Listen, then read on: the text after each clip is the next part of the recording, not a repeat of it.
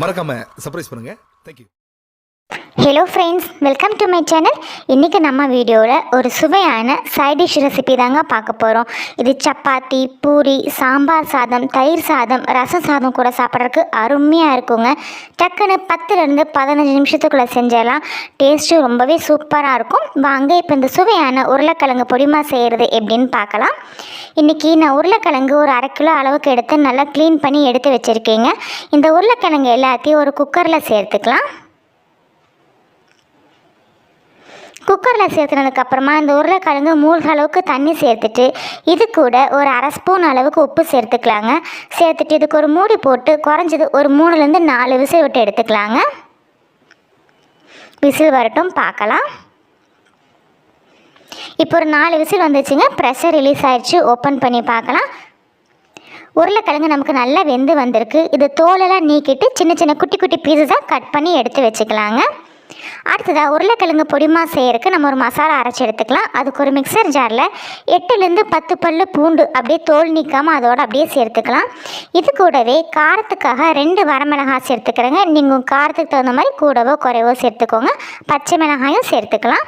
கூடவே ஒரு 3/4 ஸ்பூன் அளவுக்கு சோம்பும், இது கூட நல்லா க்ளீன் பண்ண கருவேப்பிலை ஒரு கைப்பிடியே சேர்த்துருக்குறேங்க. நான் இன்றைக்கி பட்டையும் கிராம்பும் சேர்க்கல. நீங்கள் விருப்பப்பட்டீங்கன்னா சின்ன துண்டு பட்டையும் ஒரே ஒரு கிராம்பும் சேர்த்துக்கோங்க. சேர்த்துட்டு தண்ணி விட்டு நல்லா ஃபைன் பேஸ்ட்டாக அரைச்சி எடுத்துக்கலாங்க. அடுத்ததான் ஸ்டவ்வில் ஒரு பேன் வச்சு அதில் ஒரு 2 ஸ்பூன் அளவுக்கு எண்ணெய் சேர்த்துக்கலாங்க. எண்ணெய் நல்லா சூடானதுக்கப்புறமா அதில் ஒரு 1/2 ஸ்பூன் அளவுக்கு கடுகு சேர்த்துக்கலாம்.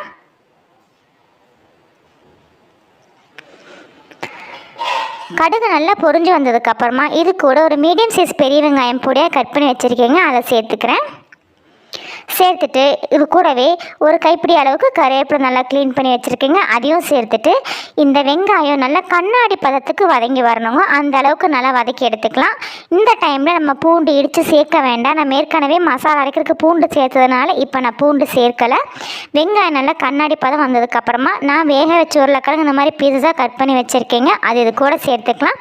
நீங்கள் பீஸஸாக கட் பண்ணுறதுக்கு பதிலாக நல்லா மசிச்சும் சேர்த்துக்கலாம். இப்போ நான் பீஸஸாக கட் பண்ணி சேர்த்துருக்கேன். நான் மினி வேக வைக்கும்போது நல்லா கொலையாக வந்துடும், அதனால் இப்போ பீஸஸாக போட்டிருக்கேன். இந்த உருளைக்கிழங்குக்கு தேவையான அளவு உப்பும் 2 பிஞ்ச் அளவுக்கு மஞ்சள் தூளும் சேர்த்துட்டு இந்த எண்ணெயோடையும் இந்த வெங்காயத்தோடையும் இந்த உருளைக்கிழங்கு நல்லா கலந்துடணும். அந்த அளவுக்கு நல்லா கலந்து எடுத்துக்கலாம். நீங்கள் விருப்பப்பட்டீங்கன்னா இப்போ ஒரு 1/2 ஸ்பூன் அளவுக்கு மிளகாய் தூள் சேர்த்துக்கலாம். நான் வர மிளகாய் சேர்த்ததுனால இப்போ நான் மிளகாய் தூள் சேர்க்கலைங்க. சேர்த்து நல்லா கலந்து எடுத்ததுக்கப்புறமா நம்ம அரைச்சி வச்சுருந்த மசாலாவை இது கூட சேர்த்துக்கலாங்க. காரம் நல்லா அதிகமாக சாப்பிட்றவங்க நீங்கள் இந்த டைமில் ஒரு 1/2 ஸ்பூன் அளவுக்கு மிளகாய் தூள் சேர்ந்து கலந்து எடுத்துக்கலாம். நான் காரம் கம்மியாக குழந்தைகளுக்காக செய்கிறனால இன்றைக்கி 2 மிளகாயோடு நிறுத்திட்டேன். இந்த மசாலா இந்த உருளைக்கிழங்கோட நல்லா கலந்து வந்துடணும். அந்த அளவு கலந்து எடுத்துக்கலாங்க. மசாலா சேர்த்ததுக்கப்புறம் ஃப்ளேம் நல்லா லோவில் வச்சுட்டே கலந்துக்கோங்க. டக்குன்னு அடி பிடிச்சிரும். அதனால் ஃப்ளேம் லோவில் வச்சுட்டே கலந்து எடுத்துகிட்டு இந்த மசாலாவோட பச்சை வாசனை போகணும். நம்ம எதையுமே வறுத்து சேர்க்கலங்க, பச்சையாக தான் சேர்த்துருக்கோம். பச்சை வாசனை பொருளுக்கு வேக வைக்க எடுக்கணும். மசாலா சேர்த்து நல்லா கலந்ததுக்கப்புறமா ஒரு டேபிள் ஸ்பூன் அளவுக்கு எண்ணெய் அப்படியே மேலால் விட்டுட்டு இதை நல்லா கலந்து விட்டுட்டு இதுக்கு ஒரு மூடி போட்டு ஃப்ளேம் நல்லா லோவில் வச்சு ஒரு 8லேருந்து 10 நிமிஷம் நம்ம சேர்த்துன அந்த சோம்பு, வரமிளகாய், பூண்டோட பச்சை வாசனை போகிற அளவுக்கு நல்லா வேக வச்சு எடுத்துக்கலாங்க. வெந்துட்டுருக்கும் போதே இடையில 2லேருந்து 3 நிமிஷத்துக்கு இடையில ஒருக்கு ஓப்பன் பண்ணி கிளறி விட்டுறலாங்க. ஏன்னா அடி பிடிச்சிரும். அதனால் 3 நிமிஷம் கேப்பில் கிளறி விட்டு எடுங்க. இப்போ ஒரு 8 நிமிஷத்துக்கிட்ட ஆச்சு பாருங்கள். நமக்கு சேர்த்துன சோம்பு, வரமிளகாய் பச்சை வாசனைலாம் போய் ரொம்ப சுவையான உருளைக்கிழங்கு பொடிமா ரெடி ஆயிடுச்சு. நம்ம எப்பவுமே சப்பாத்தி பூரிக்கு செய்கிற குருமா வடை நீங்கள் இந்த மாதிரி செஞ்சு சாப்பிடும்போது ரொம்பவே டிஃப்ரெண்ட்டான டேஸ்ட்டில் ரொம்ப சுவையாக இருக்குங்க. குழந்தைங்களும் விரும்பி சாப்பிடுவாங்க.